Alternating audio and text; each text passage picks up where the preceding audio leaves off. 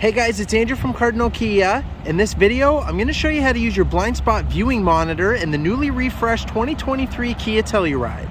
I have in front of me here an X-Line all-wheel drive in glacial white pearl with terracotta brown interior. Let's get started.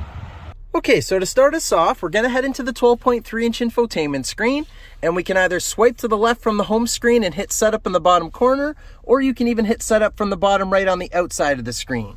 And once we enter setup, we're going to go into vehicle on the left, and then under the vehicle settings, we're already on the driver assistance screen. So we're going to head into where it says driving safety, and then I'm going to scroll up in the middle, and we're going to keep going until we see blind spot view monitor. So I'm going to go ahead and make sure that is check marked on. So now, because we have the 12.3-inch digital instrument cluster, which is an upgrade for the refresh, whenever I go to put the turn signal on, it's going to pop up on that side and give us a complete alongside view of that particular side. This is equipped with the surround view monitor, so the 360 camera.